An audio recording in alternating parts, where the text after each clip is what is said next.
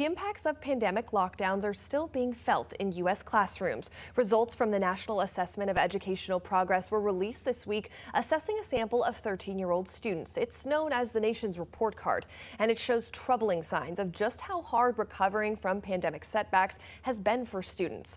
Reading and math scores are at their lowest levels in decades. Reading fell 4 points between 2020 and 2023. Math dropped 9 points in that same time frame. The assessment also found steeper drops in scores among American Indian and Black students. Denise Forte is the CEO of the organization, the Education Trust, and she joins us now from Washington to discuss. Denise, thank you so much for your time this weekend. To start off with, Education Secretary Miguel Cardona said this confirms what the Biden administration knew about the, quote, devastating impact from the pandemic. Do the results surprise you at all? No, we are really not surprised by the results. In fact, the scores had been going down since 2012, although the pandemic certainly didn't help. So, no, we weren't surprised. And in fact, what concerns us the most is that both Black students, Latino students, Native students continue to be underserved. And will you talk about the solutions that we can put into place, especially for students from those groups that suffered the biggest drops? Yeah, thank you for asking that question. You know, all is not hopeless because there are things that we can be doing to make sure that we accelerate learning, which is the biggest challenge ahead of us. We don't want to remediate. We want to make sure that we're accelerating learning and that students are continuing to learn at grade level. The good thing is that the federal government invested a significant amount of money over the past several years to help to accelerate learning. And we think that those dollars should be spent on evidence based programs that can help students accelerate their learning. Such things as extended day, where we add more time to the day for learning, or intensive tutoring. We know that works really well, where there's one on one tutoring by an adult who's had some training that's aligned with the curriculum.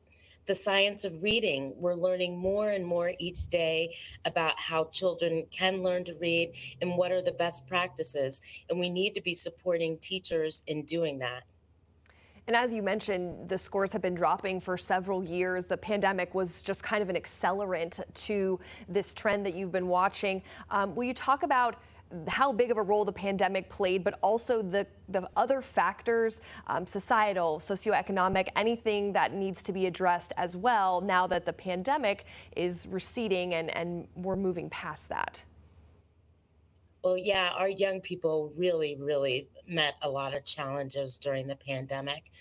Their mental health has been really disrupted. We're learning from the statistics that young people are committing suicide, attempting suicide at rates that have never been seen before.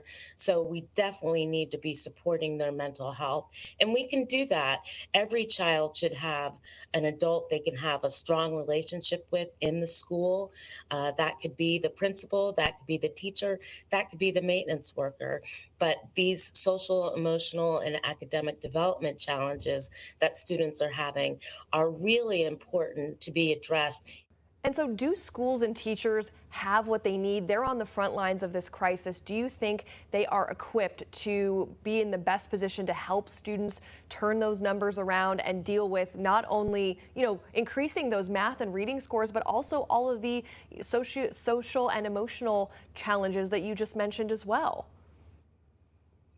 Teachers and parents definitely need help. I'm a parent myself, and I know that I need to be supporting my children even more with their reading and math. But I do think that the federal investment that happened over the past several years will come in very handy for teachers and communities across the country to make sure that children have the supports that they need. Again, such things as intensive tutoring, using the science of reading, making sure every student has access to high quality instructional materials are really important to making sure that our kids are learning and getting back on track.